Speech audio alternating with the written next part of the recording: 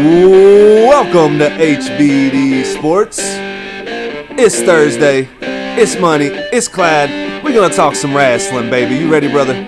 Yeah, what's up? Let's get it in. What is up, my man? Nah, not a lot. Ready to talk some wrestling with you, brother. On a Thursday, my man. On a Thursday. This Thursday. That's right, baby. It's a thirsty Thursday here on the podcast. Yeah, so we got a lot to get into today. Last night was NXT. Going to touch on those results.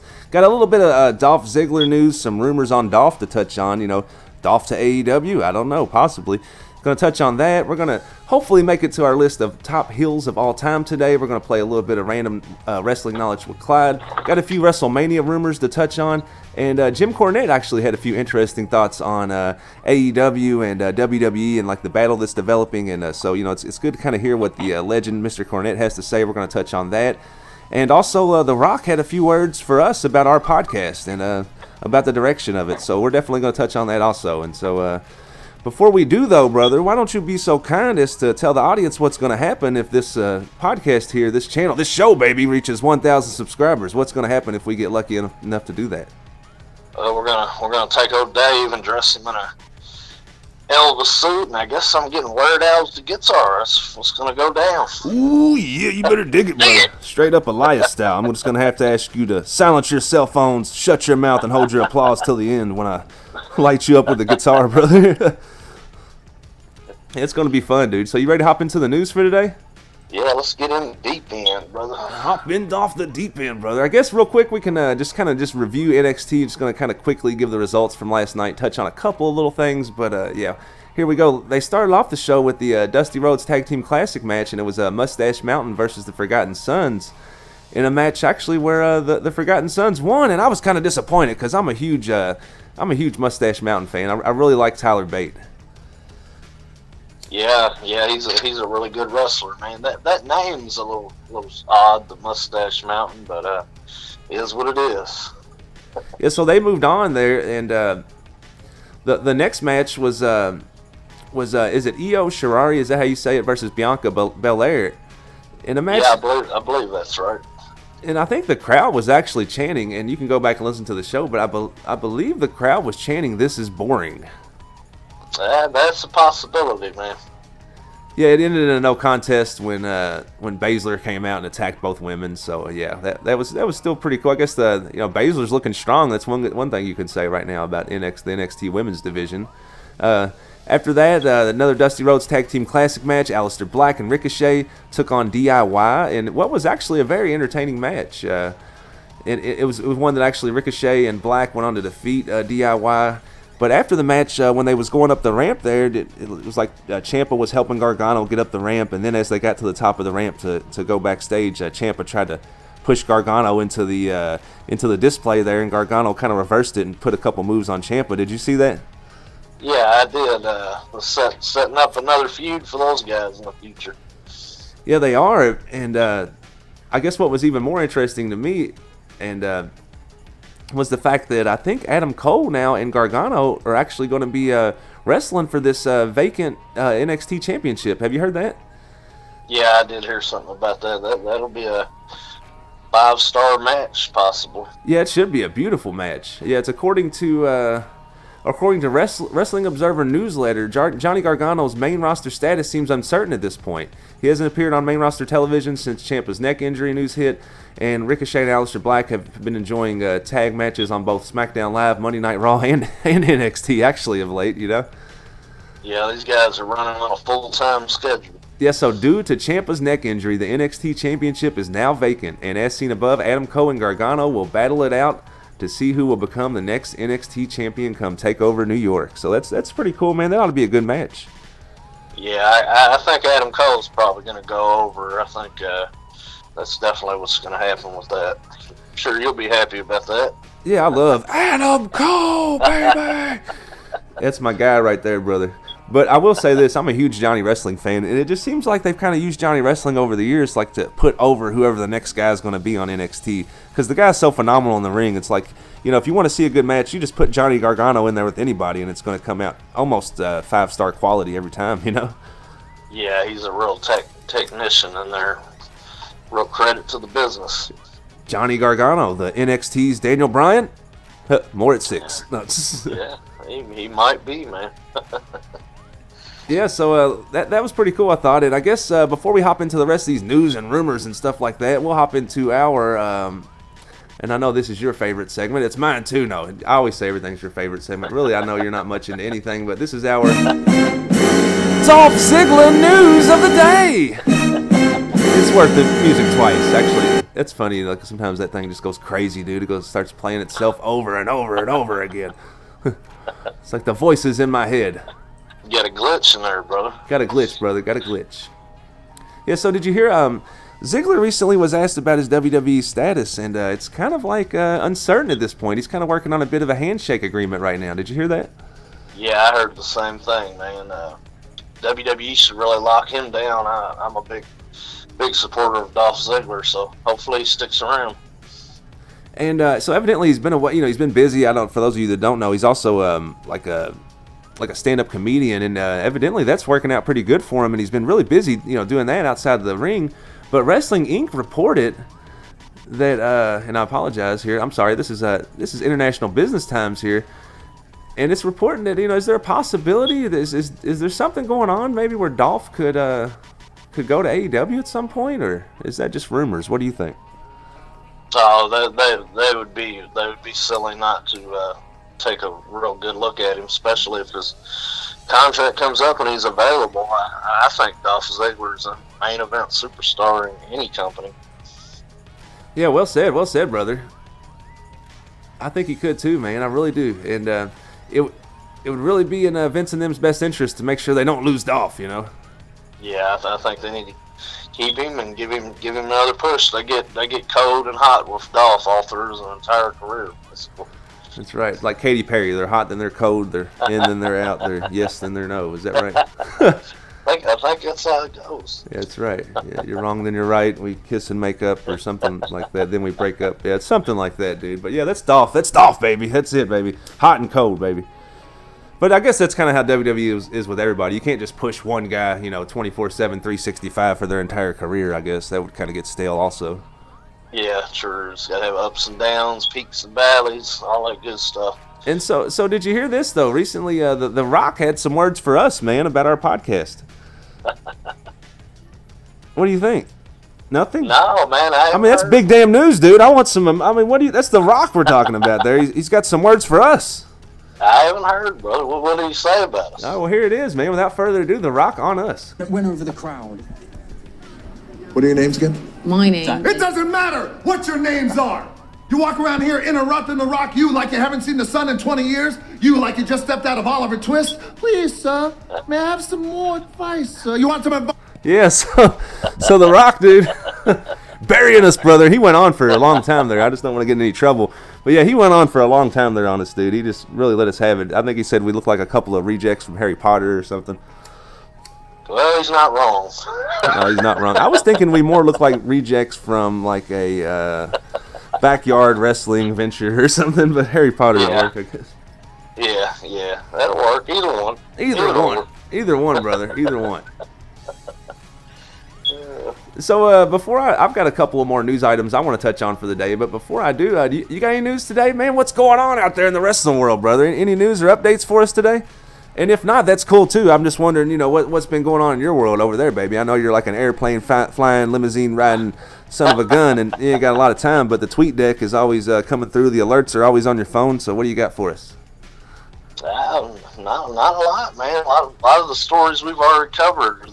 The big news I've seen, Ziggler and all that, and hopefully Dolph sticks around. That was the story that stood out to me. Yeah, the Dolph and the Eminem news. Did you see that? That it's a rumor that Eminem could possibly appear on WWE television. Yeah, I did see. I also seen where Eminem's people denied that. So. Well, that's that usually comes out after the fact. Like once something's been signed, just to kind of keep it hush hush until he kind of comes bursting out to some kind of Slim Shady music or something one day on. You're like, oh my God, it's Eminem! Look, it's Eminem! Yeah, I don't think anything's been confirmed about that. I think it's just kind of rumors right now. Yeah, so just rumor mill, baby, rumor mill. Yeah, so we'll hop into I guess we'll go ahead and play just to kind of see, you know, I want to get you into it today, baby. I want to get your emotions. I want to get your creative juices flowing, get the mind working. So we'll go ahead and play this segment. It is Random Wrestling Knowledge with Clyde. Are you ready, brother? Yeah, let's shoot him, man. Audience, feel free to play along at home. Every day we ask Clyde 3 random questions. He doesn't know what it's going to be. He doesn't have any time to prepare for it. It's all wrestling related, and usually he does pretty good. Yesterday you went 3 for 3, didn't you, brother? Yeah, I think it was my best showing so far. Yeah, it was your best showing, dude. It was your best performance. Yeah, don't go back and look at any of the other previous performances. Just check out yesterday's. He was on his game yesterday.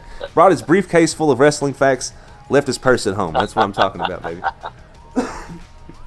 All right, since we're in the mood for heels, since we're in the heel kind of season here, I'm in the mood for Rude. We're going to talk a little bit of Rick Rude here. Question number 1, you ready? Yep. All right. Rick Rude was born December 7, 1958. Is better known by the ring name Ravishing Rick Rude, right? Yep. What is Rick Rude's real name? I want to say it's Richard Rude, just spelled different. I'm not sure, though. That's my final answer. You said Richard Rude, just spelled different. Yeah. All right, let me ask Mr. Producer Man, show me Richard Rude. Hey, good job, dude. On your A game today again, brother. That's what I want to see right there, dude. How did you know that one, man? I guess just a huge fan over the years. Oh yeah, I'm a big fan of him. One of the most underrated wrestlers of all time. Yeah, so good job on that one. Yeah, it actually is spelled different. It's spelled R-O-O-D. Yeah, about like Bobby Roode. Yeah, let's not even get into that, dude. Last time we tried to spell on this show, it was a clusterfuck, and really it was embarrassing, honestly. It was embarrassing to me and you both, not just you. So let's just, we don't want to get into that again, brother. All right, since we're talking about heels, baby, a little bit of heel love today. We'll move on to question number 2. Question number two. Ric Flair is an American professional retired wrestler, right? Yeah. All right. Where was Ric Flair born? I believe he was born in Minneapolis, Minnesota. All right. Mr. Producer Man, show me Minneapolis, Minnesota. Oh, good try though, brother. Good try. That was a good get. You said it so confident. Charlotte. It could have been Charlotte. You said it so confidently though. Like I had to like double check my source because you're such the historian. I wanted to I'm gonna make sure you're not right and that what I'm looking at here isn't wrong. You know. Ric Flair was born in Memphis, Tennessee, brother. Oh wow, yeah, I didn't know that. That's a good one. And you learn something new every day, brother. And knowing is half the battle, as they say. That's wild, man. You sure that's correct? Hey, there's more than meets the eye to this, dude. And knowing is half the battle. Okay, that's what it says on there. Now, this is on Wikipedia, dude. I mean, the internet. You don't question the damn internet, brother. It just don't sound right, but we'll go on to the next. That's what it says, dude. I'm on the interweb right here, brother. And if I'm wrong, I will digress, and we will issue an asterisk on today's show. If we have to, right beside the Barry Bonds asterisk. We'll put one on the show too, brother. Jose Canseco. That's right. All right, dude, let's go ahead and move along here before we drag this damn segment out all day. Question number 3, since we're showing a little love for the heels today. Chris Jericho. Chris Jericho was born November 9th, 1970. And I'm sorry here, I got that, and then I have to get to my question, right? And we'll keep this one simple as well, like the rest of them. Chris Jericho was born November 9th, 1970. In what state? New York. Ooh. Mr. Producer Man, show me New York City, or the state of New York.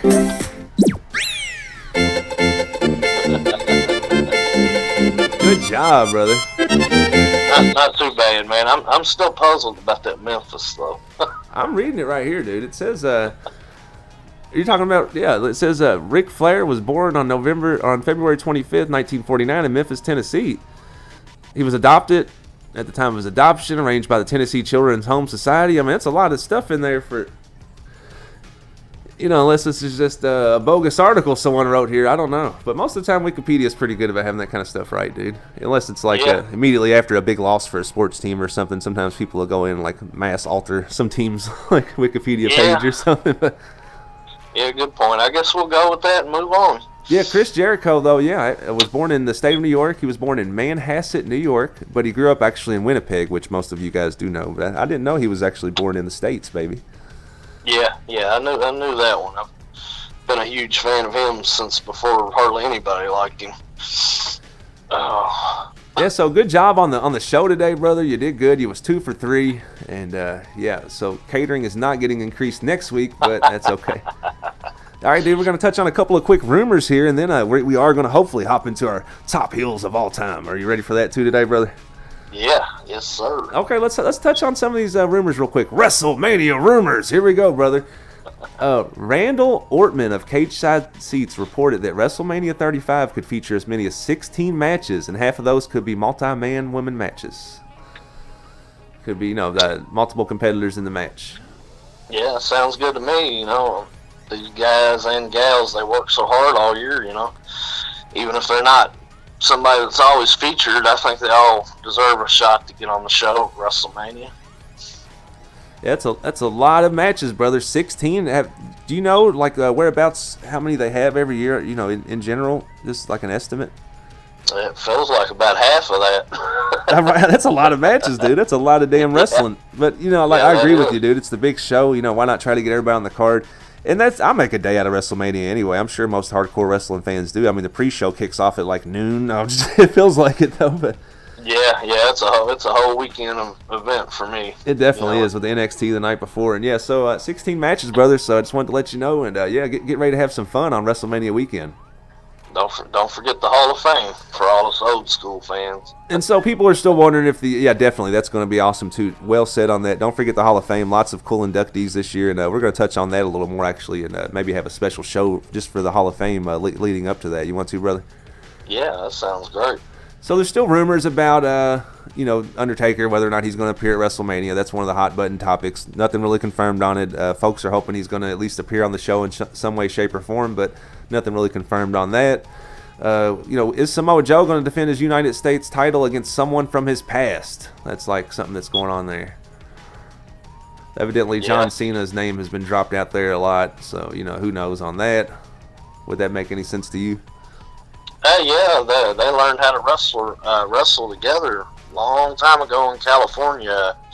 I want to say it was called, I'm having a hard time remembering, but they got their start in California wrestling together. Oh, I did not know that, brother. Yeah, so they could bring that up, but I don't know, man. I see Kurt Angle locking up with John Cena. Yeah, that's what you see coming up for WrestleMania. I could see that happening also. And I see Samoa Joe, and we've touched on this, yesterday. I could see Samoa Joe squaring off against any of the 4 gentlemen that they've been having these other 3 gentlemen that they've been having these fatal 4-way with for the last few weeks, Yeah, I almost feel like we're going to get that match again at WrestleMania with the 4, and if not, it'll be like we covered yesterday. Really, Rey Mysterio, I see him right at the front there, especially after he got the pin the other night. Yeah, I know, right? And so Jim Cornette had some interesting thoughts recently. This article here is on Newsweek.com. You can check it out yourself there. And he went on, they asked him a lot of questions just about a lot of topics, but what I found interesting, what I wanted to touch on was his thoughts on like AEW competing with WWE. And here's a quote from Jim Cornette. He said, "Here's the thing. Nobody's going to put the WWE out of business, and it's not even going to be close in any of our lifetimes," he said. He said, the reason why tag teams are not... Oh, sorry, I apologize. Yeah, he's basically saying that AEW has been leveraging the Khan's deep pockets to sign talent from across the globe, but it's not really going to... They're not, going to have any shot at competing with WWE on a major level like that. What do you think? I kind of disagree with that, man. Once their television deals finalize, and hopefully they're going to go head to head with Raw. I think it's going to be really interesting. So, all respect to Mr. Cornette, I got to disagree. I think the AEW is going to gonna make this really, really interesting. Yeah, definitely. They're going to compete. I kind of agree what he says about they're not going to put the WWE out of business. If anything, I don't see that either. If anything, I think this is going to be good for business for everybody. Yeah, this will affect everything from the indies all the way up, man. It's gonna force things to get better. Yeah, get that all the way around. Get that money flowing downhill. You know what I mean? It'll trickle down, and the more money that's in the business, the more eyeballs that are on the TV. I mean, you know, this is just a beautiful time to be a fan of the sport. Yeah, I mean, we might even get better catering out of this. Who knows? That's right, man. That's right. Yeah, last week we had to share that bottle of water. That was no fun. Yeah, cutting these bologna sandwiches in half and all that. That's right, brother. That's right. And so now we're going to do this. We've been talking about it all week, and now here it is Thursday. We're going to do our top heels of all time. You ready, brother? Yeah, angry voice. That's, I was trying to sound angry. I don't know. I think I always just sound jolly. I'm too jolly. That was good. I liked it, bro. That's right. Thanks, man. Hey, I appreciate it, man. Thank you. You need some coffee? I can go get the coffee. Yeah, that sounds good. You ever seen Bowfinger? Yeah, it's been a while. But oh my goodness, guys, go back. I mean, I'm showing my age here, but go back and watch Bowfinger if you haven't seen it. Steve Martin, Eddie Murphy. Oh my goodness gracious! And if you do watch it, if you have seen it, let us know in the comments. If you made it this far through the damn show without falling asleep, we appreciate it. I think the listeners need the coffee. You ain't lying, dude. You ain't lying. So let's touch on some of the top heels of all time, brother. Let's hop into this today. I know we kind of been wanting to talk about it all week, and so I want to let you open up here. Like, maybe just give me a kind of a rundown. Who is your top 5 heels of all time? It doesn't necessarily have to be WWE. We're just talking about WCW, WWE, just in the wrestling business period. Who's your top 5 heels of all time, brother? Let's see. I'm gonna start with I'm gonna take King Kong Bundy at 1. After Bundy, I'm going to go with the Iron Sheik. After the Iron Sheik, I'm going with the Honky Tonk Man. Let's see, number 4. It's a tough one. Number 4, Vader. And I'm going to end out my list with Vince McMahon. Oh, good one. Very good one, dude. I love your list. I do. I love your list, man. A nice list. I'm going to go with number 5.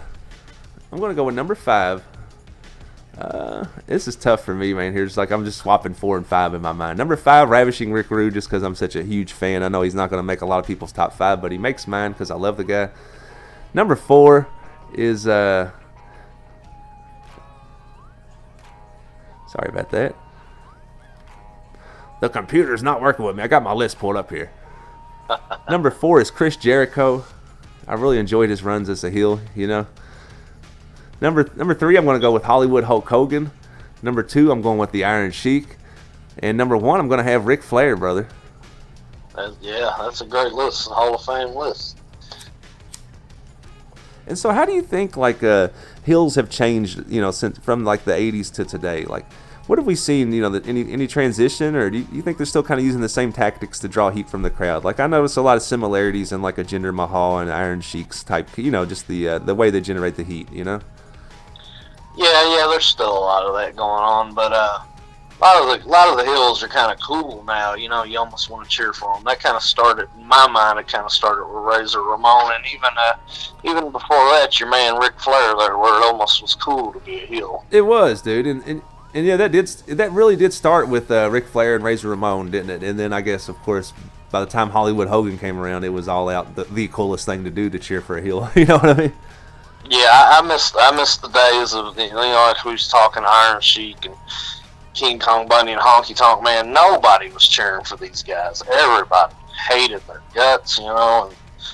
And then, you know, as a child, you look at it and you grow up and you're like, man, he was really doing his job. So kudos to those guys. Well said, dude. And even heels back then, like they would play their job, but like, no one liked them because, say, you ran into King Kong Bundy at the airport. If you asked him for an autograph, he would give you a death stare. I'm sure, right? You know, at that point in time, kayfabe. I'm just saying, back when kayfabe was real, you know. Yeah. And Bundy to me was just, man, if you looked at heel in the dictionary, you probably see him. He was just big, mean, nasty, just everything a heel should be. So do you think that, like, the fact that now we've kind of, broken kayfabe, but like when you're in the real world situations, who was that? Like you said, when, like for example, like when Brett and Owen was having a feud back in the day, they rolled on an airplane together and they didn't even look at each other or talk to each other the whole time, so that if anybody happened to notice them on the plane and knew the angle, that they would think, damn, these guys hate each other. Isn't that right? Yeah, they talk. Brett talks about that in his book. Yeah, I think that kind of stuff's out the window. But you're seeing shades of it with this Twitter stuff they're using it to kind of, especially with Ronda Rousey, acting like she really can't stand these people. Yeah, you do, and I kind of remember that feud between The Miz and Cena. It seemed like to me it started on Twitter a couple of years ago too. To kind of generate some heat. Yeah, the first one I remember where they really used it was The Rock and Cena, kind of going back and forth. And so, like, now that we're still talking about the heels here, of course, brother. And what do you think about a guy like Bobby the Brain Heenan? Oh man, well, to me, he's the greatest manager of all time. Quick-witted, man. He was another one you just kind of despised him. But yeah, he was amazing. One of my all-time favorites. Well said, man. Had the best charisma, and that's one thing I'll say about Bobby the Brain Heenan. I don't know if it was the first Raw or which one it was. Do you remember like when he was outside trying to get into the show and like he kept dressing up as like a woman and like he dressed up as like an Amish guy and he kept saying he was like trying to get in. Yeah, that was actually the very first episode of Raw. I thought it was, and he was like trying to get into the building and he kept the way they played it up. That they played Raw really good that night on the first episode. Then they got the excitement and the drama going. But Bobby the Brain Heenan, man, he was so quick-witted.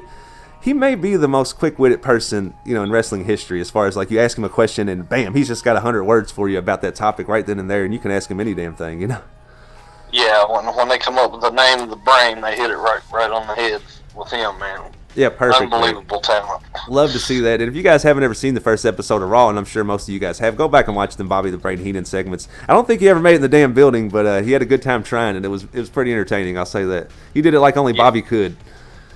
Yeah, they actually have on WWE Network. They have a good documentary about Bobby Heenan too. It's really, really good. I'm gonna have to check that out too. I haven't seen that. I know a lot of Bobby the Brain Heenan random knowledge, but have not seen that. Gonna check that out myself, brother. Thanks for the heads up. You'll enjoy it. It's really good, man. And so let's talk about a couple more heels here. Like, what about this faction? This group here. What about the Four Horsemen? What did they do for wrestling, and kind of how did that group kind of leave their mark on history, in your opinion? Oh, wow. One of the greatest factions of all time. If somebody was to say they was the greatest, I wouldn't really argue. It's not my opinion, but they're definitely one of the greatest of all time. And they made, it was another situation where the heels were kind of cool. They had that edge, like, almost like the Mafia or something. You don't want to mess with these guys. Well said. It did come off like the Mafia. Like you might end up in a pair of them concrete shoes or with a couple of broken knees there. You mess with them fellas. Yeah, like they did when they attacked Dusty Rhodes at the gas station and broke his arm. I mean, that was some crazy stuff on wrestling. Well said, brother. And we can segue into this heel from that heel. Speaking of generating real heat, talking about breaking bones. I remember there was a time when I think it was, and correct me if I'm wrong, you're the historian, was it Vern Gagne or somebody was trying to convince Iron Sheik to actually break Hulk Hogan's leg in a match and take the title back to Minnesota or something like that? Yeah, he wanted him to bring the title back to the AWA. That's what that was. So, yeah, that was a true story. He probably could have done it too. But Sheik ended up doing the job and doing the right thing there. So, I guess that kind of really speaks to his character. He made an agreement and he stuck with his word, even though someone wanted him to double cross. In the end, he didn't. Yeah, he'll forever be one of those top heels too. Like he's one of the first people I think of when I think of heels. Yeah, absolutely, man. And have you ever followed the Iron Sheik on Twitter? Yes, I have. Yeah, and I've watched every one of his Sheik videos. He's a wild man. They got a good documentary about him too. Yeah, it is called. It's not on WWE Network, though. It's called Sheik. I think that's what it's called. When he tweeted out to Justin Bieber one time, he said something about he was talking about comparing Justin Bieber. I don't know which rock bands it was. He was like, Justin Bieber is no. He was like, no Aerosmith or Rolling Stones or something like that. And he was like, fuck you, Justin Bieber. And I was like, damn. I was like, does he even know Justin Bieber? Like, he's generating heat today, baby. I like that. Sheik shows no mercy, bro. Yeah, Sheik will step back in the ring now, brother. Yeah, I'd love to see it. I like the Iron Sheik. He's one of the all-time greats. I loved his boots, too. I'm so glad to see Xavier Woods, carrying on the Iron Sheik boots, man. Oh, I love it. Yeah, that's when I got that figure. It's the first thing I was like, "This," and I was thinking they got to make Iron Sheik now because they already got the boots. Oh, you're talking about the retro Hasbro figures? Yeah. Okay, yeah. for all you nerds out there, yeah, the Iron Sheik figure, it should be hitting stores any day now. I don't know how I know that, but I've been shaking thinking about it. oh no, he's got the shakes, baby. Well, you know this guy likes his wrestling. He's over shaking, thinking about the damn toys and the baby. Nobody gives a damn about your toys, brother. And so, like, here's another heel that really, like you said, you've got him. I don't know where did you have him in your top 2 or 3? I can't remember now. We went through so much stuff, but that list could change by tomorrow. I know that's what's cool about wrestling. It's like when you got your top 5 NBA players of all time in your head, that list might take 15 or 20 years for someone to move up or down the list, you know. But in wrestling, it kind of depends on your mood that day. You might wake up one day and be like, man, I feel like Hulk Hogan and Macho Man was the best. The very next day, you might wake up and be like, man, screw both of them, you know. Even though neither one of them taken it to the ring in so long, it's just like your perspective of history can change so quick in wrestling. I don't know why. Yeah, because you never really know what's going to happen with these guys, and there might be a match you forgot about, and you watch it on the network, and you're like, oh, well, I got to switch that out. Yeah, that was better than I remembered back when I was a kid. Yeah, exactly, dude. That happens all the time. So speaking of like history and stuff, since we're talking about that, what did like Mr. McMahon as a heel? What do you think that did to the industry as a whole? Oh, that revolutionized the whole business, man. I think personally it saved the WWF. That storyline with him and Stone Cold, which came from the Montreal screw job. I think that's what really put WWF back on track and put them where they're at now today. I think it was probably outside of Hogan the most important heel turn ever in wrestling. I agree 100%. And in ways, it's more important than Hogan because it saved. I really feel like that saved the WWF, WWE. I think it did too, man. You know, they was knee deep in it before they realized it with the battle with WCW. It was like they looked up one day they got Luger. You know, they looked up another day, and then the next thing you know, they got Nash and Hall, and then Hogan and Macho Man, and I'm sure at some point, like Vince and all of his creative team kind of looked up and was like, oh man, we're in a war here. We got to do something. And I love seeing how Vince just put himself, he came to the forefront himself and inserted himself into the story and basically said, all right, if I'm going to sink or swim, I'm going to do it myself, you know. And, yeah, he even had some really good matches there. That St. Valentine's Day Massacre match, it's on the network, him and Austin, if any of our listeners never seen that. Crazy match right there. Yeah, well said, man. That match was beautiful, and Vince, like you said, had some good matches, some great angles, and just kind of really created I've never seen so much raw heat in a building before as I did when Vince was and Stone Cold had some of these back and forths on the mic, week after week on Raw during that time. Yeah, it was the simplest story played out. It's like who hasn't probably wanted to punch their boss in the mouth one time or another. Right, exactly, dude. I'm gonna touch on a couple of more quick heels before we hop off here. What do you think about Dory and Terry Funk? Oh yeah, throwbacks, classics. Great heels. I'm a bigger fan of Terry than Dory, but just raw bone, nasty old heels, man. Perfect for wrestling, especially back in their day. Let's touch on another guy from our era, really. What do you think? And we're just gonna do like a rapid fire here. I just want a couple of quick comments on each guy, maybe just your thoughts on him. Kamala, what do you think about him? Underrated, monster. He's a monster heel and a great character created by Jerry the King Lawler, so I'm a big fan of Kamala also. Well said. And if any of you guys out there are still curious, last I knew Kamala was making and selling chairs to kind of generate and kind of supplement his income nowadays. So if you get a chance, look that up. If you're a Kamala fan and kind of wondering what he's been up to and maybe want to support him, look him up. Yeah, Mr. James Harris. Yeah, he's a good dude. What about Abdullah the Butcher? I'm not really a big fan of him, man. I'll tell you some stuff off air about him. I'd really pass on him. I've heard some crazy stuff on him too, but yeah, pure heel is what I think of when I think about that guy. Yeah. What about Jesse the Body Ventura? Oh man, amazing heel. Before his time in a lot of ways. I love the outfits and the intelligence that would come out of his mouth and just everything about him. I'm a big fan of Jesse. And we couldn't really be fans of our era of wrestling without at least touching on this guy. And this was one of the better heels, I think, of our childhood, really, and he kind of gets overlooked sometimes. But what do you think about the $1 Million Man, Ted DiBiase? Oh, yeah, he should be in anybody's, looking back, he might even make my top 5. I feel like everybody hated him. What a perfect gimmick, you know, the rich guy that thinks he's better than everybody. Yeah, absolutely. Yeah, and in the ring, man, unbelievable skilled in the ring. Better worker than he gets credit for, absolutely. Yes, amazing. Man. Breaking amazing news, worker. $1 Million Man was a good worker. Yeah, really good. Yeah. And so, we'll touch on one more here from our childhood, which you can't really. And if I'm sure we're leaving people off. You know, you got like Mr. Perfect, and you could go down the list forever. But what about Nikolai, absolutely. What do you think about Demolition, though, and like what they did to the tag team division in the WWE? Demolition was interesting because it was another instance of they're supposed to be heels, but they ended up being cool, and you know they're just solid in the ring, and that music, man, was really awesome too. Yeah, it was, man. And Demolition, man, they really got a huge pop back in the day. And I think I've read stories somewhere, and you can correct me if I'm wrong on this, but didn't Vince kind of create Demolition after he couldn't sign the Road Warriors, and he kind of wanted a gimmick, you know, similar to that out there, and he rolled out Demolition, and man, they was hot as fire, you know. Yeah, it's basically that's the truth there, and I'll say this: I know I'm in the minority in this, but I'm a bigger fan of Demolition than I am the Road Warriors or Legion of Doom. But I am a WWF kid. You know? Oh, absolutely, brother. So here's a couple more we'll touch on here real quick, dude. What do you think about Jake the Snake Roberts as a heel? Oh, man. Jake the Snake. I mean, we could talk for hours about him. Amazing ring psychology, every little thing that he did. And I don't know, man. He's just special. WWE should really hire him for a creative. He should be on the creative team. How is Jake doing these days? One of my all-time favorite wrestlers of all time. Is he still sticking with the DDP yoga? Is he still like with DDP, or do you know, like, has he moved on back to like carrying on with his own life, or does he still kind of need the supervision and help from DDP there?